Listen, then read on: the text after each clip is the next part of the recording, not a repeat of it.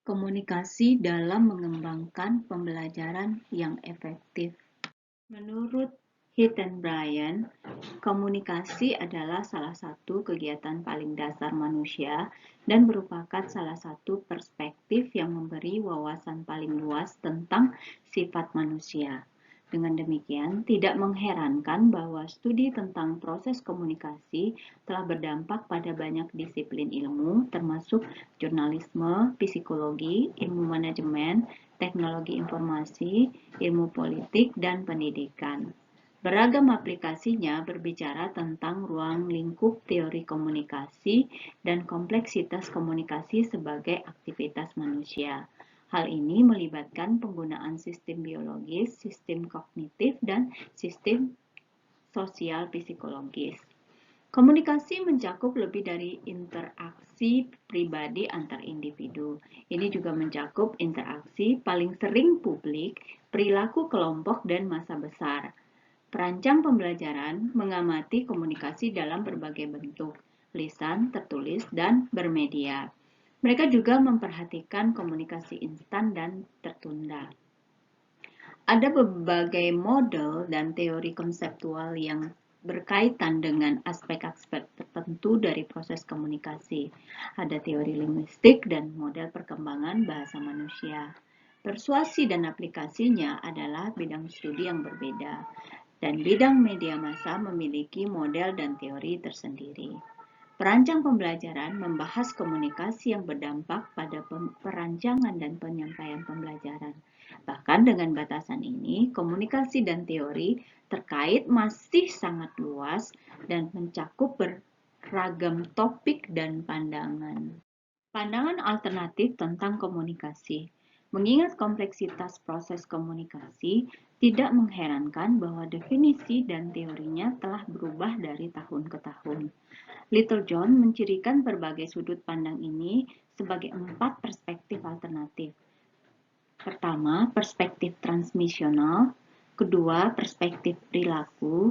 Ketiga, perspektif interaksional. Dan keempat, perspektif transaksional.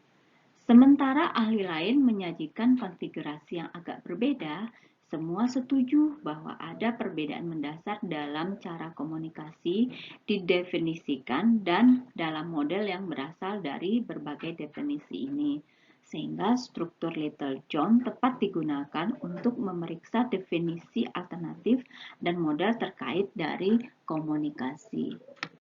Penekanan pada transmisi.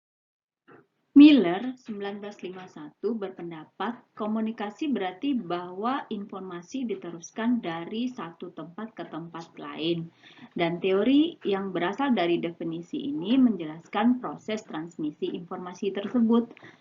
Orientasi ini sebagian besar didasarkan pada karya terkait Shannon dan Weaver. Di sini, Shannon dan Weaver membuat teori matematika komunikasi yang dilihatnya terutama sebagai proses digital, dan Weaver memberikan pengantar terperinci yang menjelaskan bagaimana teori tersebut dapat diterapkan pada khalayak yang lebih luas, terutama pada yang tertarik dengan komunikasi manusia. Model asli Shannon-Weaver dapat dilihat pada slide berikut. Model ini disajikan sebagai sistem komunikasi yang mencerminkan minat pada General Theory System atau GST pada saat itu. Proses fundamental melibatkan sumber atau seseorang atau otak seseorang tepatnya memilih pesan, mengubah pesan menjadi sinyal, dan kemudian mengirimkan sinyal tersebut melalui saluran komunikasi tertentu. Dalam proses transmisi ini, terdapat gangguan dari noise yang dapat mengubah pesan sebelum sinyal akhirnya diterima dan ditransfer ke tujuan akhir, yaitu otak penerima untuk menentukan makna pesan. Ricci menyajikan model transmisi pesan yang lebih dapat diterapkan oleh perancang pembelajaran sebagaimana digambarkan di dalam display ini. Source bisa berupa banyak hal, guru, buku teks, atau situs web misalnya. Source ini harus dilihat sebagai kombinasi dari budaya, pengalaman, dan sikap dan bakat yang dihasilkan. Channel biasanya dilihat sebagai audio atau visual. Perancang pembelajaran umumnya menganggap channel sebagai kendaraan atau media transmisi pesan. Noise adalah segala sesuatu yang mengganggu suara pesan, gambar yang membingungkan, atau bahkan perbedaan nilai yang berkaitan dengan topik. Noise dapat berupa berbagai orang berbicara sekaligus atau penggunaan kata-kata yang ambigu. Noise tidak selalu harus terdengar, bisa jadi visual atau bahkan budaya. Proses transmisi di permukaan sederhana. Ini adalah proses linear, di mana interaksi digambarkan oleh pengirim dan penerima yang berubah peran. Setelah pesan diterima dan dipahami, praduga seperti yang dimaksudkan semula, penerima dapat kemudian menjadi pengirim dan mengirimkan pesan lain kembali ke sumber aslinya. Namun, ini adalah proses yang menurut Weaver berlaku untuk semua jenis komunikasi, tertulis, lisan, musik, visual, dan bahkan seni. Orientasi ini mencerminkan pandangan komunikasi Weaver sebagai semua prosedur di mana satu pikiran dapat mempengaruhi pikiran lainnya. Weaver bagaimanapun melihat 3 masalah utama dan sering tumpang tindih yang harus ditangani. Yang pertama adalah ada masalah teknis sebagaimana berapa akurat simbol-simbol tersebut dalam menyampaikan pesan. Yang kedua, ada masalah semantik yang berkaitan dengan seberapa tepat kata-kata menyampaikan esensi pesan asli. Dan yang ketiga, ada masalah efektivitas yang berkaitan dengan apakah pesan tersebut memiliki efek yang diinginkan pada perilaku. Ini adalah perhatian dari teori pendukung. Yang lain melihat lebih banyak masalah dengan ketelitian dasar model dan asumsi bahwa komunikasi hanya efektif jika pesan yang diterima identik dengan pesan yang dikirim. Heath dan Bryan menjelaskan proses dengan cara ini. Sumber menyuntikkan informasi dan pengaruh lain ke dalam pikiran penerima. Pesan adalah segumpal makna seperti peluru yang menyangkut dan memasukkan ide ke dalam otak penerima. Reaksi terhadap model transmisi menyebabkan perkembangan definisi dan model komunikasi lainnya. Penekanan pada perilaku. Pengganti pertama yang disarankan untuk model transmisi komunikasi adalah model perilaku. Dalam banyak hal, orientasi perilaku untuk komunikasi sangat dekat dengan sudut pandang transmisi. Pandangan perilaku menggambarkan komunikasi pada dasarnya sebagai situasi stimulus-respon. Dengan pengirim merangsang makna respons pada penerima. Ini menurut Heath dan Bryan. Model perilaku yang paling dekat hubungannya dengan pendidikan adalah model Berlo. Sender Message Channel Receiver Model. Model SMCR mengingatkan pada model transmisi Shannon-Weaver, tetapi di sini pesan dan kata-kata dari pesan tersebut menjadi stimulus dan bukannya menjadi pengirim sendiri. Pesan adalah bagian sentral dari proses tersebut. Untuk pendidik dan desainer instruksional atau perancang pembelajaran, pesan tidak hanya mencakup pesan lisan, tetapi juga pesan tertulis dan visual yang tertanam dalam intervensi instruksional. Responsnya adalah apapun yang individu lakukan sebagai hasil dari merasakan stimulus. Baik pengirim dan penerima dipandang secara luas dalam hal latar belakang, keterampilan, dan sikap mereka. Seperti halnya dengan perspektif perancangan pembelajaran dari model transmisi, saluran dalam model perilaku adalah kendaraan atau media transmisi pesan. Channel penting untuk model SMCR, tetapi Berlo menafsirkannya secara berbeda dari Shannon dan Weaver yang melihat channel tersebut terutama sebagai pemancar fisik. Bagi Berlo, channel tidak lagi dianggap sebagai objek, tetapi dilihat dari sudut pandang manusia yang akan digunakan untuk memecahkan kode pesan. Ini menurut Janoswiecki 2001. Model komunikasi lain yang dipengaruhi oleh perilaku adalah model Wesley dan McLean 1955. Tantangan mereka adalah mengembangkan model penelitian komunikasi yang akan membahas situasi di mana komunikator, yaitu pengirim, tidak hadir secara fisik. Ini adalah situasi komunikasi massa yang khas. Pendidik sering berkaitan dengan model komunikasi massa karena pesan instruksional disampaikan tidak hanya oleh komunikator primer, yaitu guru, tetapi juga oleh informasi gatekeeper, yaitu buku teks atau jenis materi instruksional lainnya. Sementara Wesley dan McLean sebenarnya mengembangkan 4 versi model komunikasi stimulus respon mereka. Model ini dapat dipahami dari sudut pandang perancang pembelajaran. Pesan X-aksen 1 dan X-aksen 2 ditransmisikan tentang objek atau peristiwa tertentu X1 ke X tak terhingga pada B, penerima atau peserta didik. Peristiwa dapat mewakili konten pembelajaran yang mendasarinya. Pesan-pesan ini mungkin datang dari A sebagai komunikator utama, misalnya seorang guru atau penulis bahan ajar, atau mungkin berasal dari C, sumber informasi sekunder, misalnya jenis materi pembelajaran, bermedia atau tidak bermedia. Penerima dapat memberikan umpan balik kepada komunikator FBA atau ke gatekeeper informasi FBC, atau mungkin ada umpan balik dari sumber informasi kembali ke komunikator utama FCA. Model komunikasi perilaku ini tampaknya lebih berorientasi pada proses dan kurang linier dari model transmisi komunikasi. Namun model ini tidak benar-benar interaktif. Masih merupakan apa yang disebut model efek langsung, meskipun tidak dijelaskan oleh proses komunikasi yang benar-benar interaktif. Penekanan interaktif. George Gardner adalah seorang sarjana komunikasi yang awalnya dilatih sebagai teknolog pembelajaran. Ia memandang komunikasi sebagai interaksi melalui pesan.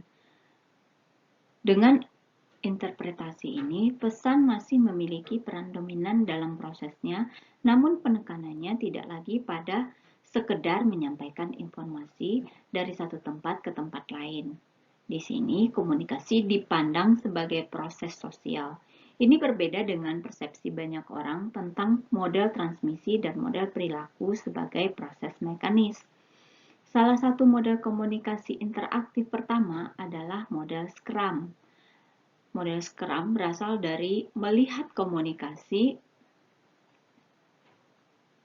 sebagai upaya untuk membangun kesamaan dengan seseorang untuk berbagai informasi, ide, atau sikap. Sementara banyak elemen dalam model Scrum mirip dengan yang telah dibahas sebelumnya, yaitu sumber, pesan, tujuan. Dalam model komunikasi ini, tidak hanya proses yang interaktif, tetapi pengirim dan penerima sebenarnya beroperasi pada waktu bersamaan. Model ini ditunjukkan pada gambar sebagaimana ada pada display. Dari perspektif ini, komunikasi tidak linear juga tidak memiliki orientasi stimulan respon.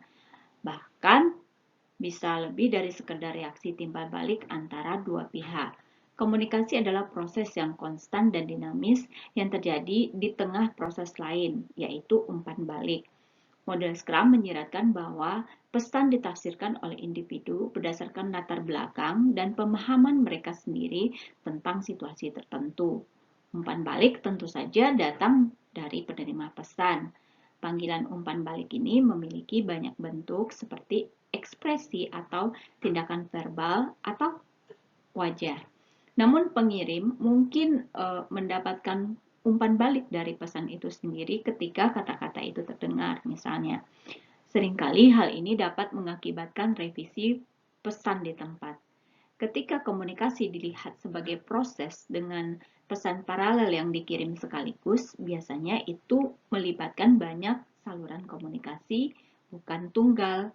Misalnya, pesan dapat dikirim pada saat yang sama melalui suara, ukuran cetakan, dan konotasi kata. Pesan tidak hanya diterjemahkan, mereka ditafsirkan. Dengan demikian, model Scrum menyiratkan bahwa pesan dipahami oleh individu berdasarkan latar belakang dan pemahaman mereka sendiri tentang situasi tertentu. Penekanan transaksi.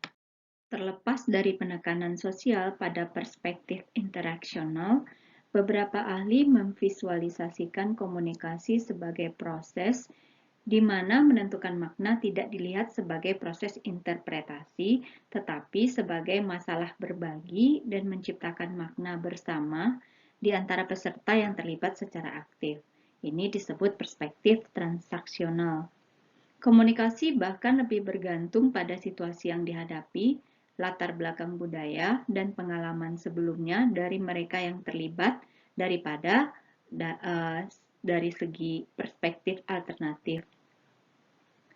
Campos pada tahun 2007 menyajikan pandangan baru tentang komunikasi yang termasuk dalam genre ini. Campos mendefinisikan komunikasi sebagai mekanisme biologis yang memungkinkan subjek memahami dirinya sendiri dan dunia luar. Ini sangat berbeda orientasi dengan apa yang telah dibahas sebelumnya. Pada dasarnya, ini menunjukkan bahwa komunikasi menciptakan, bukan menyampaikan makna. Sebuah proses yang seperti pengetahuan itu sendiri terletak secara kontekstual. Model Campos dipengaruhi oleh karya tiga sarjana lainnya, Jean Piaget, Jean-Blaise Grice, dan Jürgen Habermas. Piaget melihat komunikasi sebagai proses pertukaran nilai. Demikian pula Grice melihat komunikasi sebagai proses askematisasi yang merupakan proses aprogresif dari konstruksi dan rekonstruksi makna di mana lawan bicara membantu menafsirkan satu sama lain dan dunia sendiri. Model kerjasama sosial Habermas melengkapi landasan teori.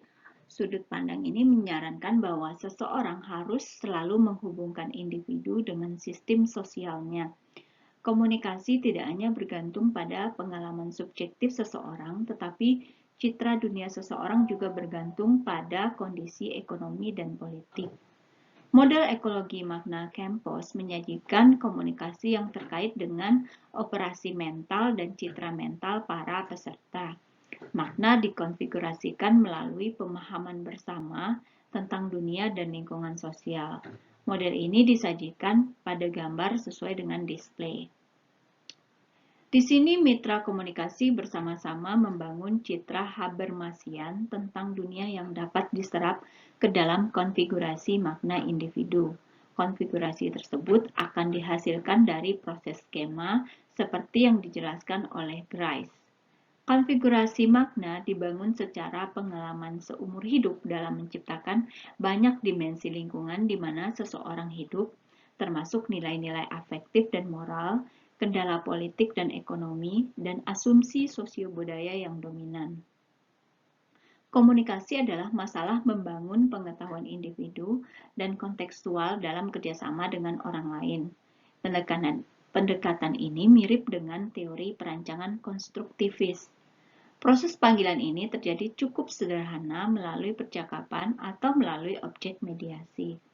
Objek tipikal dari sudut pandang dan perancang pembelajaran dapat berupa film, televisi, situs web, atau simulasi berbasis komputer. Namun, objek perantara ini juga menciptakan maksud, makna, dan sudut pandang mitra lain dalam proses komunikasi. Orientasi filosofis teori komunikasi. Perspektif seseorang tentang proses komunikasi terutama merupakan fungsi dari keyakinan seseorang tentang hakikat pengetahuan. Ini disumberkan dari Littlejohn tahun 1989. Dengan demikian, deskripsi alternatif komunikasi yang baru saja kita bahas sebagian bergantung pada orientasi filosofis dasar yang berbeda. Secara umum, 4 pendekatan komunikasi ini dapat dikaitkan dengan kedua kelompok pemikiran filosofis. Perspektif transmisi dan perilaku dapat dijelaskan dalam istilah empirisme dan rasionalisme. Littlejohn mengacu pada orientasi ini sebagai pandangan dunia satu yang didefinisikan oleh generalisasi yang didukung oleh data. Di sisi lain, perspektif interaksi dan transaksi dapat dijelaskan dalam pengertian humanisme dan konstruktivisme. Inilah pandangan dunia 2 Littlejohn, sebuah pandangan di mana dunia dipandang terus berubah untuk mengakomodasi konteks di mana individu berinteraksi. Untuk sebagian besar, orang dapat melihat filosofi yang berbeda ini, empirisme, rasionalisme, humanisme, dan konstruktivisme sebagai sebuah kontinum. Mereka mencirikan penciptaan pengetahuan dan pembuatan makna mulai dari proses yang sangat eksternal hingga proses yang sangat internal. Demikian pula, orientasi filosofis ini memandang kebenaran sebagai rentang antara dilihat sebagai universal atau hanya berkaitan dengan individu. Empirisme, rasionalisme, dan komunikasi. Kaum empiris menganggap pengetahuan sebagai sesuatu yang berada di luar manusia. Pengetahuan semacam itu ditemukan melalui pengalaman yang didasarkan pada panca indera dan observasi objektif. Pengetahuan tidak dapat diturunkan dari asumsi, prakonsepsi, atau bias yang tidak divalidasi. Sesuai dengan keyakinan ini, empiris mengandalkan data dan penelitian terkontrol untuk merumuskan pengetahuan baru. Realita harus jelas bagi pengamat terlatih. Sebagian besar penelitian ilmiah dilakukan dengan cara yang sesuai dengan sudut pandang positivis ini. Masalah yang memisahkan berbagai kubu empiris adalah peran atau bahkan keberadaan informasi sebelumnya. Apakah pikiran adalah sebuah batu tulis kosong hanya untuk menjadi aktif melalui akumulasi pengalaman, atau apakah pikiran ini merupakan peserta aktif dalam pengalaman? Empiris yang lebih radikal akan mengambil posisi sebelumnya. Empiris lain akan mempertahankan bahwa pikiran aktif tetapi tidak ada kebenaran yang dapat diketahui tanpa bantuan pengalaman. Ini berdasarkan pendapat dari Brown pada tahun 2005. Meski sering dikaitkan dengan empirisme, rasionalisme menekankan peran penalaran sebagai lawan dari pengalaman indrawi dalam penciptaan pengetahuan. Akibatnya, kebenaran dapat diturunkan melalui aktivitas intelektual daripada aktivitas ilmiah. Namun, pengetahuan semacam itu tidak boleh disamakan dengan opini yang biasanya tidak didukung oleh data seperti yang diinginkan oleh para empiris, atau oleh logika yang disusun dengan cermat. Para rasionalis berpendapat bahwa tidak semua proposisi dapat diuji secara empiris dan pembuktiannya bergantung pada penalaran. Perkembangan matematika Einstein tentang teori relativitas menjadi salah satu contoh dari jenis penalaran ilmiah. Dia menganggap proses ini sebagai melakukan eksperimen pikiran. Serupa dengan kaum empiris, rasionalis memandang pengetahuan sebagai sesuatu yang berada di luar individu dan percaya bahwa kebenaran dapat bersifat universal dan dapat diverifikasi. Perbedaan empiris rasionalis juga bisa menjadi kabur ketika mempertimbangkan peran pikiran dalam pembuatan makna. Empiris moderat dan rasionalis moderat dapat berbagi beberapa keyakinan sehubungan dengan adanya pikiran yang aktif dalam pembuatan makna. Namun, empiris kemungkinan akan mengatakan tidak ada kebenaran a priori. Kedua filosofi tersebut dapat digunakan untuk menjelaskan perkembangan ilmu atau untuk menjustifikasi ilmu yang ada. Transmisi dan orientasi perilaku untuk komunikasi jelas berada pada genre empiris rasionalis. Dari perspektif pengembangan pengetahuan, model Shannon-Weaver, Bertlow, dan Wesley McLean dikembangkan melalui penalaran ilmiah dan diuji melalui penelitian empiris. Dari perspektif pembenaran pengetahuan, mereka semua dianggap sebagai teori penerima. Dengan kata lain, ketiga model ini melihat komunikasi bergantung pada pesan yang dirasakan, yaitu dialami oleh penerima. Selain itu, asumsi filosofis dari masing-masing model komunikasi ini adalah bahwa kebenaran bergantung pada sejauh mana pesan diterima sebagaimana dimaksud. Humanisme dan konstruktivisme dan komunikasi. Perspektif interaksi dan transaksi seperti yang dicontohkan oleh Scrum dan Campos memiliki orientasi yang sangat berbeda. Namun demikian, kedua model ini dapat dilihat dari suatu kontinum filosofis dengan model Scrum yang masih merefleksikan beberapa unsur empirisme dan rasionalisme, dan model Campos yang merepresentasikan pandangan humanisme dan konstruktivisme yang lebih murni. Humanisme secara umum melibatkan penekanan pada individu laki-laki dan perempuan dan isu-isu yang menyangkut kesejahteraan dan kebahagiaan mereka. Meski secara historis, humanisme menyiratkan pemisahan antara agama dan sains, kini kaum humanis lebih cenderung menekankan emosi dan perasaan manusia. Humanis mengandalkan metode nalar, sains, dan demokrasi untuk solusi masalah manusia. Ini menurut Lamon tahun 1984. Di permukaan, ini tampak serupa dengan rasionalis, namun humanis bersedia mengakui pentingnya penalaran. Mereka tidak menerima alasan itu memberikan dasar bagi moralitas, tetapi mungkin menarik perasaan atau emosi sebagai gantinya. Ini menurut Lacey 2005. Model komunikasi Scrum adalah model sosial yang menekankan pada berbagi daripada menyampaikan pesan. Ia menekankan pada interaksi daripada tindakan. Scrum menekankan tindakan bersamaan dari semua partisipan manusia dan pentingnya interpretasi individu atas pesan. Pengetahuan muncul dari interpretasi, bukan hanya memahami fakta seperti yang disarankan oleh para empiris. Model Scrum juga merefleksikan unsur-unsur rasionalisme, terutama dalam hal proses perkembangannya. Namun, dalam hal pembenaran pengetahuan, ia lebih humanis. Meskipun demikian, ini juga menunjukkan beberapa elemen konstruktivisme. Konstruktivisme adalah orientasi fisikal yang sangat penting bagi proses pengembangan pengetahuan. Ini melibatkan lebih dari sekedar menekankan pada individu.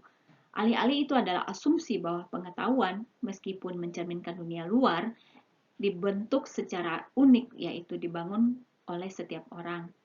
Pengetahuan dan dengan ekstensi kebenaran dan realitas adalah internal individu. Sejauh mana lingkungan dan masyarakat mempengaruhi proses pengembangan pengetahuan masih menjadi perdebatan. Posisi konstruktivis radikal akan menyarankan bahwa pembuatan makna sepenuhnya merupakan fungsi dari perspektif dan pengalaman individu, sedangkan posisi konstruktivis sosial akan menyoroti pentingnya konteks. Beberapa orang memandang kedua perspektif ini sebagai pelengkap. Orang lain melihat perkembangan pengetahuan terutama sebagai masalah enkulturasi, meskipun pada akhirnya itu adalah aktivitas individu. Model komunikasi Campos adalah cerminan langsung dari filosofi konstruktivis. Ini adalah salah satu cara yang menghindari peran penerimaan pesan dan interpretasi pesan. Sebaliknya, makna dan pandangan seseorang tentang realitas pada awalnya dibangun baik sendiri maupun dalam kerjasama dengan orang lain yang terlibat dalam proses komunikasi. Pada akhirnya, makna menjadi bagian dari pandangan individu tentang dunia. Ini adalah model yang menekankan beragam pengaruh lingkungan. Tidak ada pengakuan atas banyak komponen tradisional dari proses komunikasi, pengirim, penerima, saluran, atau noise. Bahkan, objek mediasi tidak memiliki peran yang sama dengan sistem pengiriman konvensional. Mereka berfungsi sebagai lensa yang membantu membentuk makna. Teori komunikasi dan perancangan pembelajaran. Semua pengajaran adalah masalah komunikasi, baik yang disampaikan secara lisan oleh guru, secara tertulis dan visual dalam buku atau materi lainnya, atau melalui berbagai bentuk media. Teori dan model komunikasi telah mempengaruhi perancangan pengajaran. Aplikasi teori komunikasi pada perancangan pembelajaran masih lazim dalam apa yang dikenal sebagai desain pesan, perencanaan, penyesuaian, bentuk fisik pesan. Ini berdasarkan pendapat Grabowski tahun 1995. Teknik dan topik desain pesan bervariasi dari waktu ke waktu sebagai hasil dari karakteristik dan kemampuan teknologi yang muncul. Hal ini diperjelas dengan munculnya pembelajaran berbasis komputer dan berbasis web. Elemen komunikasi. Peran bahasa. Bahasa adalah dasar untuk berpikir dan belajar. Spector 2008. Bahasa, bagaimanapun, adalah konsep beraneka segi yang mencakup lebih dari sekedar bahasa yang berakar pada kata-kata. Peterson 1989 menjelaskan berbagai pendekatan untuk mengkategorikan bahasa. Yang pertama sebagai lisan, tulisan, dan visual. Yang kedua sebagai lisan dan gambar, dan yang ketiga sebagai verbal, termasuk lisan, tertulis, dan taktil, dan non-verbal, termasuk audio, visual, dan lainnya. Perancang pembelajaran biasanya sering memperhatikan pesan pembelajaran yang disampaikan melalui bahasa tertulis dan visual. Bahasa adalah elemen utama dari kebanyakan model komunikasi dalam penjelasannya tentang pengkodean pesan, struktur pesan, dan interpretasi pesan. Ini adalah bagian tak terpisahkan dari transmisi, perilaku, dan pendekatan interaktif untuk komunikasi, dan bahkan pendekatan transaksi bergantung pada bahasa. Bahasa tertulis. Kebanyakan pesan pembelajaran dikodekan dan diatur menggunakan kata-kata dan kalimat. Baik kosakata dan tata bahasa saat ini dipandang sebagai pengaruh budaya. Kosakata tunduk pada pengaruh budaya, pengalaman pribadi, dan nilai-nilai pengirim pesan. Bahkan tata bahasa memiliki struktur yang memungkinkan penerima pesan untuk memahami konten sebenarnya dengan menghilangkan noise. Disampaikan oleh Campbell pada tahun 1982.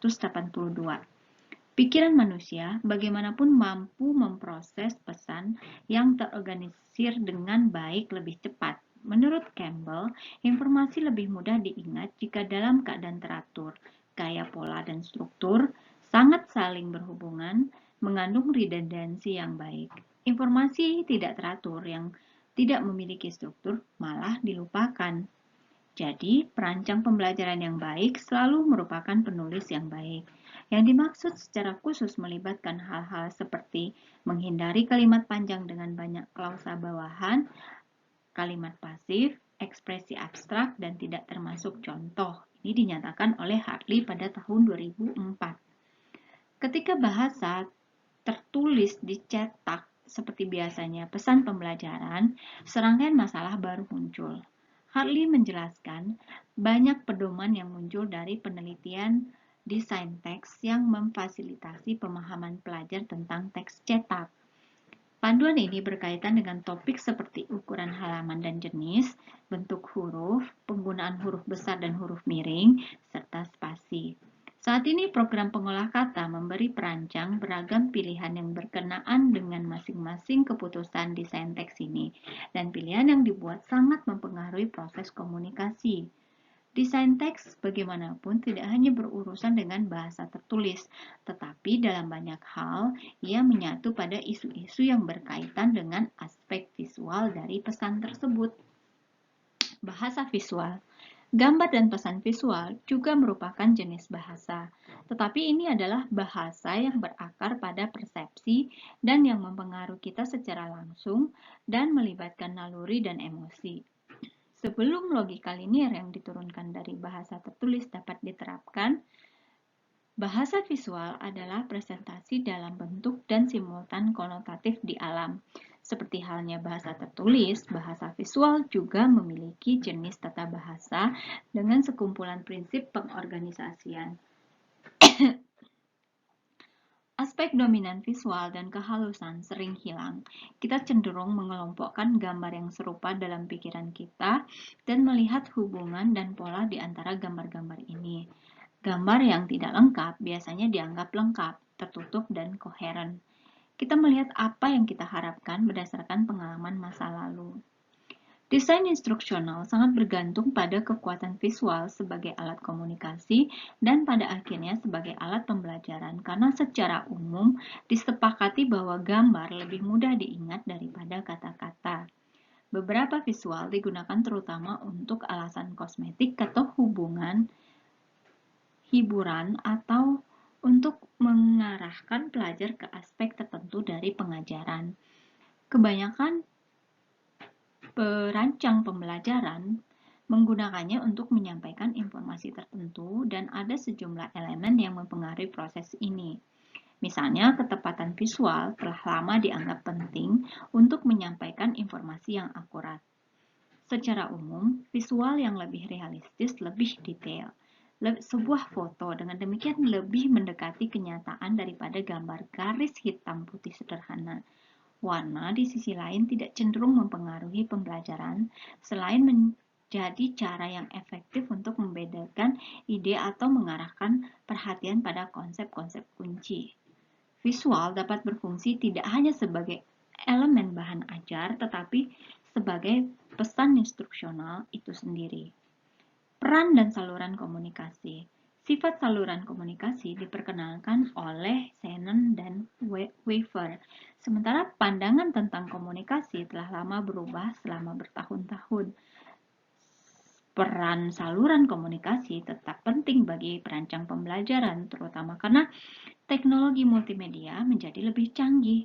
Di dunia saat ini yang didominasi oleh internet, banyak indera biasanya terlibat dalam komunikasi bermedia. Ada tampilan yang rumit, seringkali dianimasikan, dan selalu berwarna. Ada suara, ada teks. Masalah dasar yang dihadapi perancang pembelajaran melibatkan apakah peserta didik dapat mengakomodasi rangsangan simultan ini, dan jika mereka bisa, seberapa banyak dan jenis informasi apa yang dapat diproses dengan cara ini. Saluran komunikasi tunggal dan multi. Dengan minat awal pada instruksi audiovisual, para peneliti telah membahas masalah apakah pembelajaran difasilitasi dengan memberikan informasi melalui lebih dari satu saluran sensorik. Para ahli pada awalnya cenderung percaya bahwa manusia hanya dapat menangani sejumlah rangsangan dan oleh karena itu, pembelajaran multisaluran hanya efektif dengan sejumlah kecil informasi atau jika informasi datang dengan kecepatan yang sangat lambat. Dengan demikian, pendekatan saluran tunggal lebih disukai. Namun, tujuan penelitian terbaru memperlihatkan bahwa sistem pemrosesan informasi manusia tampaknya berfungsi sebagai sistem saluran ganda sehingga kapasitas sistem berlebih kembali ke sistem saluran tunggal. Masalah ini memiliki lebih dari sekedar kepentingan akademis. Ini penting bagi kegunaan instruksi multimedia dan cara teknologi interaktif baru digunakan. Sejauh mana rangsangan instruksional dalam berbagai mode harus berlebihan, sejauh mana pelajar harus mampu mengontrol tingkat dan jenis presentasi instruksional, efek ukuran layar dan kejelasan visual, dan bahkan sejauh mana pengalaman masa lalu pelajar dengan teknologi dan berbagai sistem pengiriman mempengaruhi pemrosesan informasi. Ini juga memaksa desainer untuk mempertimbangkan beban informasi dari setiap bagian instruksi.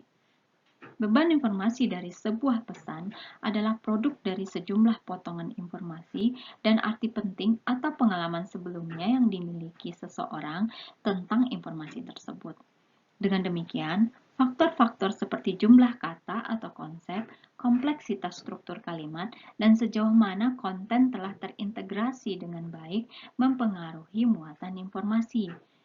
Demikian pula jumlah detail dalam gambar atau penggunaan warna dan gerakan meningkatkan beban informasi yang dibawa melalui saluran komunikasi. Pemuatan juga dipengaruhi oleh kecepatan pengiriman pesan dan jumlah redundansi dalam pesan. Terlalu banyak redundansi atau terlalu cepat presentasi dapat menyebabkan sejumlah rangsangan yang tidak perlu yang harus dipilah dan dipilih oleh pikiran manusia.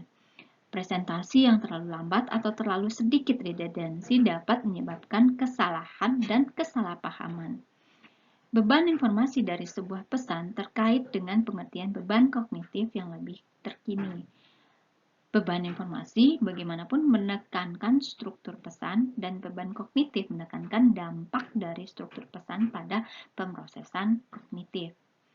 Literatur mengidentifikasi 3 jenis beban kognitif. Jenis pertama, beban intrinsik, bergantung pada sifat dasar dan kesulitan material. Jenis kedua, Beban kognitif asing tergantung pada cara instruksi dirancang, diatur, dan disajikan. Jenis ketiga, beban kognitif erat, berkaitan dengan upaya yang harus dilakukan peserta didik untuk mengambil materi dan membangun skema mental. Masing-masing faktor ini penting bagi perancang pembelajaran, tetapi desain instruksional yang paling tepat menurunkan beban kognitif asing, namun meningkatkan beban kognitif erat. Efisiensi dari setiap pesan instruksional sebagian besar merupakan fungsi dari muatan pesan. Tetapi ketika pesan ditransmisikan melalui saluran pendengaran dan visual, pembelajaran sebenarnya dapat ditingkatkan karena peserta didik menggunakan memori kerja auditori dan memori kerja visual. Ini mungkin benar, terutama ketika elemen pendengaran dan visual terkait dari pesan instruksional disajikan secara berdekatan. Properti pesan yang mendapatkan perhatian. Karakteristik pesan kritis lainnya berkaitan dengan properti yang menarik perhatian pelajar, yaitu penerima pesan. Ada berbagai jenis perhatian. Mungkin ada kesadaran, sadar dan tidak sadar dari bagian tertentu dari sebuah pesan. Ada perhatian parsial dan selektif, dan ada gairah yang merupakan jenis perhatian pasif yang diciptakan oleh reaksi terhadap berbagai kondisi. Desainer harus menyadari semua jenis perhatian. Sebagian besar model komunikasi yang telah kita diskusikan mengenali peran kebisingan atau noise, banyak rangsangan yang dapat membingungkan penerima atau mengubah pesan. Ahli teori komunikasi dan perancang pembelajaran sama-sama prihatin dengan bagaimana terlepas dari kebisingan seperti itu. Bagian-bagian tertentu dari pesan diperhatikan dan ditindaklanjuti dan yang lain tidak terjawab. Properti mendapatkan perhatian yang selektif ini dapat menjadi fungsi dari teks atau visual disajikan atau disebut sebagai fungsi dari sifat konten. Teknik cueing. Perancang pembelajaran secara tradisional menggunakan banyak teknik untuk mengarahkan penerima ke bagian penting dari pesan tercetak. Isyarat yang termasuk dalam kategori ini dirancang terutama untuk meningkatkan persepsi cepat. Desainer benar-benar dapat menunjuk ke bagian penting teks dengan panah atau menyorot bagian penting dengan warna. Mereka menggunakan cetak tebal atau tipe yang sangat besar. Teknik pencetakan dan tampilan, misalnya tipografi yang berbeda, judul samping, pelabelan, dan ilustrasi, membantu pembaca untuk fokus pada informasi penting. Ini adalah isyarat tipografi. Namun, menggunakan spasi dan judul untuk menyoroti informasi penting juga dianggap sebagai isyarat tipografi. Isyarat lain adalah membantu peserta didik menafsirkan diagram dan bagan seperti mengatur tata letak untuk mencerminkan hubungan sekuensial antar konsep dan menyoroti kategori konsep utama. Unsur-unsur penarik perhatian dari pesan yang disampaikan di media non-cetak juga telah diselidiki. Dalam materi teks naratif seringkali kurang penting daripada faktor-faktor seperti suara dan animasi. Dalam pesan multimedia, audio dapat memberikan isyarat verbal dari fungsi suara yang penting dan keras seperti halnya cetakan besar dalam menyoroti informasi penting. Instruksi yang dimediasi memungkinkan teknik isyarat lainnya. Misalnya, peran pemotongan sebagai alat untuk mengarahkan perhatian pemirsa televisi dari satu adegan ke adegan lain, sehingga mereka dapat memahami rangkaian gambar visual. Mereka menyimpulkan bahwa makna menonton televisi tidak hanya bergantung pada struktur pesan, yaitu pemotongan antar adegan, tetapi juga ada pada elemen non-visual pesan, terutama sejauh mana hal itu sesuai dengan pengalaman dan harapan pemirsa di masa lalu. Perhatian yang dihasilkan oleh konten. Pengalaman masa lalu peserta didik berfungsi sebagai elemen dari pengetahuan dan pemahaman mereka sebelumnya. Ketika ada hubungan antara pengetahuan sebelumnya dan isi pesan, peserta didik cenderung lebih memperhatikan materi yang familiar ini. Ini dikenal sebagai aktivasi skema mental. Prosedur ini mempermudah proses informasi baru dengan mengurangi beban kognitif dan meminimalkan stres dalam memori kerja. Ini adalah jenis yang sangat berbeda dari sifat mendapatkan perhatian dari penggunaan isyarat, yang mendekati peran, gairah, dan motivasi. Ini menyarankan kegunaan membangun kerangka acuan peserta didik yang ada untuk meningkatkan perhatian yang efektif. Ini mengingatkan pada penekanan yang ditempatkan pada sikap penerima, pengetahuan, sistem sosial, dan budaya dalam model Berlo dalam kognitif dan peran konfigurasi makna dalam model Campos. Ini bagaimanapun tidak berarti bahwa bijaksana bagi perancang pembelajaran untuk sengaja memasukkan materi yang sangat menarik dan menggelitik yang tidak terkait langsung dengan tugas pembelajaran yang ada. Materi semacam itu disebut detail menggoda. Cerita, kartun, atau animasi yang menarik sebenarnya bisa mengganggu pembelajaran dengan mengalihkan proses kognitif ke detail yang tidak relevan. Dengan kata lain, lonceng dan peluit yang sekarang dimungkinkan secara teknologi dalam instruksi multimedia dapat menjadi noise. Tren dalam komunikasi terkait perancangan pembelajaran. Teori komunikasi terus mempengaruhi desainer instruksional meskipun saat ini orientasi komunikasi yang lebih umum cenderung menekankan interaksi atau transaksi daripada transmisi atau perilaku. Desainer yang baik menggunakan teknik desain pesan yang mapan dalam materi cetak sebagai hal yang biasa. Penerapan prinsip desain pesan dalam multimedia dan lingkungan berbasis web juga umum. Meskipun seringkali ada lebih banyak eksperimen dengan cara terbaik untuk menangani elemen multimedia. Perhatian utama desainer instruksional saat ini berkaitan dengan bagaimana secara efektif menyusun pesan instruksional yang disampaikan dalam format berbasis komputer. Pada catatan yang sangat berbeda dan sesuai dengan dominasi model komunikasi interaktif dan transaksi, desainer lebih fokus pada latar belakang pengalaman peserta dalam proses komunikasi, baik pengirim maupun penerima. Para ahli teori dan praktisi sama-sama mempertimbangkan bagaimana faktor-faktor ini mempengaruhi pembelajaran dan pembuatan makna. Merancang komunikasi bermedia. Penekanan saat ini pada multimedia dan penggunaan teknologi canggih telah menyebabkan berbagai masalah baru bagi desain pesan, mulai dari memfasilitasi komunikasi online antar individu hingga topik seperti dampak yang melemahkan perhatian peserta didik yang terpecah antara bit-bit informasi yang bersaing. Komunikasi online. Komunikasi bermedia saat ini mencakup berbagai aktivitas, email, pesan instan, ruang obrolan, obrolan langsung, daftar layanan, blog, jejaring sosial, pesan teks, dan tentu saja telepon seluler. Sifat saluran komunikasi terus berubah. Selain itu, literatur dan sebagian besar laporan informal dari orang tua menunjukkan bahwa anak muda cenderung lebih suka menggunakan mode yang lebih interaktif dan sinkron dibandingkan dengan metode yang kurang interaktif, meskipun preferensi cenderung bergantung pada apakah peserta didik berinteraksi dengan teman atau kerabat. Untuk komunikasi sosial, pesan instan lebih dominan. Tidak mengherankan sebagian besar jalur komunikasi baru ini dimasukkan ke dalam pengajaran formal, tidak hanya dalam pengajaran tatap muka tradisional, tetapi juga program online dan bentuk pendidikan jarak jauh lainnya. Desainer pembelajaran online berkutat tidak hanya dengan bagaimana strategi komunikasi ini dapat memfasilitasi pembelajaran. Mereka juga tertarik pada bagaimana kegiatan ini dapat mempromosikan kolaborasi dan kerjasama peserta didik dan bagaimana mereka dapat membantu peserta didik melalui bimbingan dan pembinaan.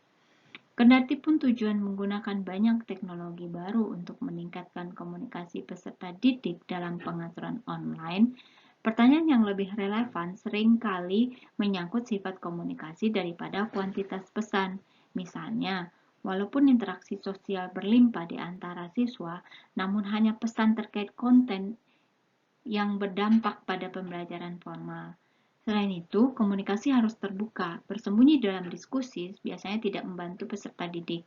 Keterlibatan lebih aktif membantu peserta didik melakukan lebih baik. Demikian pula pesan instruktur kepada peserta didik tidak dengan sendirinya meningkatkan kinerja peserta didik. Peran sosial dari guru atau instruktur penting. Pesan interpersonal dari guru atau instruktur adalah motivasi dan meningkatkan kehadiran sosial peserta didik.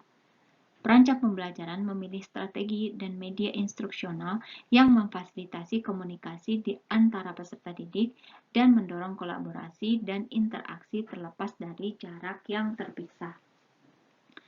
Dilema perhatian terpisah. Split attention menjadi perhatian penting bagi para ahli sebagai produk sampingan dari eksplorasi faktor-faktor yang menimbulkan beban pada proses kognitif. Sementara perhatian terpisah dapat terjadi ketika peserta didik harus mengintegrasikan informasi yang ada di dua tempat berbeda dalam sebuah materi pembelajaran, yaitu beberapa halaman yang terpisah satu sama lain. Masalah yang paling umum adalah ketika informasi instruksional disajikan dalam dua modalitik yang berbeda, yaitu auditori atau visual. Dalam banyak hal, ini hanyalah cara lain untuk mengeksplorasi masalah pembelajaran saluran tunggal dan ganda. Upaya untuk mempelajari fenomena perhatian terbagi bukan mengarah dengan mudah untuk memeriksa pertanyaan terkait informasi yang berlebihan di saluran pendengaran dan visual yang mempengaruhi pembelajaran. Dalam pembelajaran multimedia, informasi yang redundant cenderung berupa salah satu dari bentuk satu animasi dengan teks penjelasan atau dua animasi dengan penjelasan audio. Kebijakan saat ini mendukung pendekatan yang terakhir, selalu menyajikan kata-kata sebagai teks lisan karena taktik pertama cenderung membebani memori kerja visual dan perhatian visual pelajar terpecah antara membaca kata-kata dan menganalisis visual. Dengan kata lain, ketika mereka melihat kata-kata, mereka tidak dapat melihat animasi, dan ketika mereka melihat animasi, mereka tidak dapat melihat kata-kata tersebut. Studi tentang perhatian terpisah telah menghasilkan prinsip-prinsip yang sangat konkret dalam merancang pesan instruksional dalam format multimedia. Latar belakang pelajar dan pembuatan makna.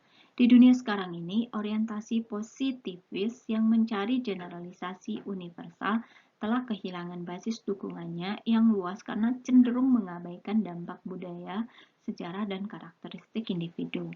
Faktor yang menselaraskan instruksi untuk peserta didik yang unik lebih penting bagi perancang pembelajaran saat ini. Ini terjadi dalam pelatihan perusahaan, lingkungan sekolah, dan pendidikan tinggi. Akibatnya, budaya dan latar belakang yang berbeda dari pengirim dan penerima pesan instruksional menjadi pusat tugas perancang. Dampak budaya. Pendidikan dan pelatihan semakin menjadi aktivitas dengan implikasi di seluruh dunia. Fenomena ini diperparah dengan ketergantungan pada internet sebagai sarana penyampaian instruksi yang pada gilirannya memungkinkan peserta didik tersebar di seluruh dunia. Bahkan peserta didik lokal seringkali memiliki keanekaragaman etnis yang besar. Dengan demikian, budaya peserta didik kini memainkan peran penting dalam proses pembelajaran. Budaya yang telah didefinisikan dalam banyak cara, tetapi secara umum diasumsikan bahwa budaya adalah manifestasi cara di mana kelompok yang dapat diidentifikasi beradaptasi dengan lingkungannya yang berubah.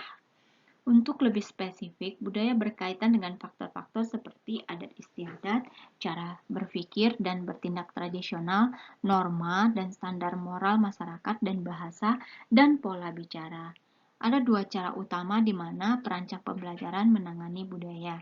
Mereka mengglobalisasi atau menginternasionalkan instruksi sehingga materi menjadi bebas budaya, atau mereka melokalisasi instruksi sehingga kebutuhan kelompok pelajar tertentu terpenuhi secara langsung dan materinya spesifik budaya. Jika rute globalisasi diambil, maka perancang pembelajaran harus menghindari penggunaan teknik seperti humor, akronim, bahasa sehari-hari, dan metafora budaya tertentu. Instruksi yang dihasilkan kemudian menjadi lintas budaya. Di sisi lain, unsur budaya dapat menjadi bagian yang tidak terpisahkan dalam pembelajaran. Ada model perancangan pembelajaran yang mengintegrasikan pertimbangan budaya ke dalam setiap fase proses perancangan pembelajaran. Ini adalah model yang membutuhkan tim desain yang peka budaya, termasuk pakar budaya yang mewakili komunitas belajar yang ditargetkan. Ini adalah model komprehensif yang dapat digunakan untuk pengembangan penyesuaian produk instruksional baru atau untuk memodifikasi atau mengevaluasi produk yang ada.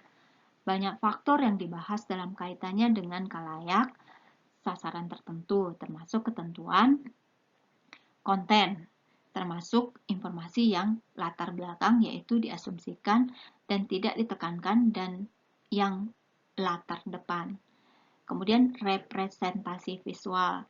Selanjutnya strategi instruksional dan yang terakhir format distribusi.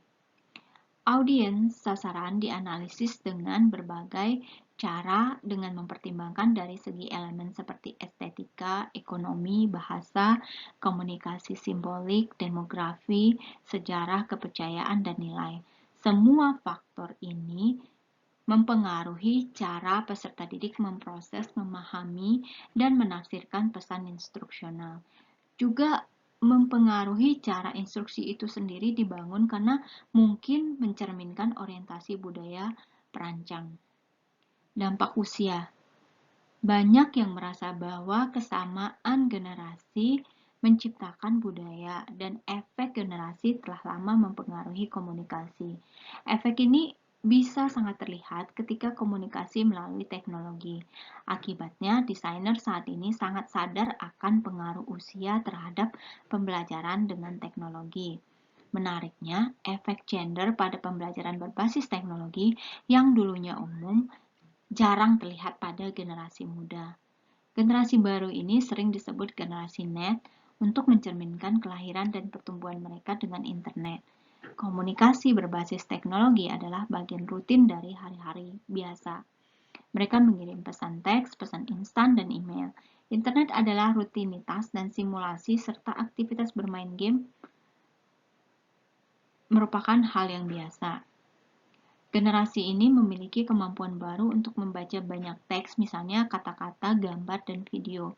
Selain itu, melalui proses ini, mereka menggunakan teknologi untuk membangun pengetahuan baru secara sosial lainnya dan dengan teknologi.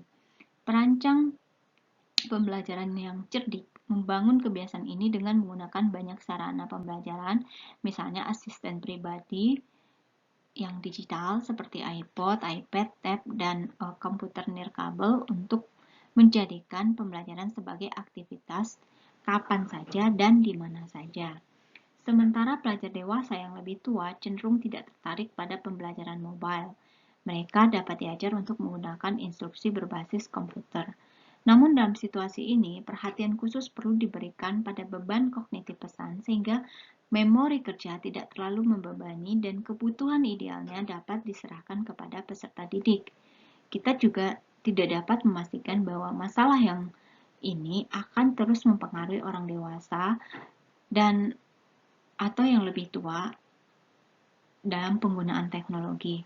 Kesulitan teknologi pada banyak orang dewasa dapat dilihat sebagai keistimewaan historis daripada bukti penurunan terkait usia sejak orang-orang ini tumbuh pada saat komputer pertama kali diperkenalkan. Jika ini benar, seiring bertambahnya usia dewasa, mereka yang lebih muda, pola perilaku dan sikap mereka mungkin sangat berbeda dari generasi sebelumnya. Hal ini menggembirakan karena komunikasi berbasis teknologi telah menjadi norma di tempat kerja.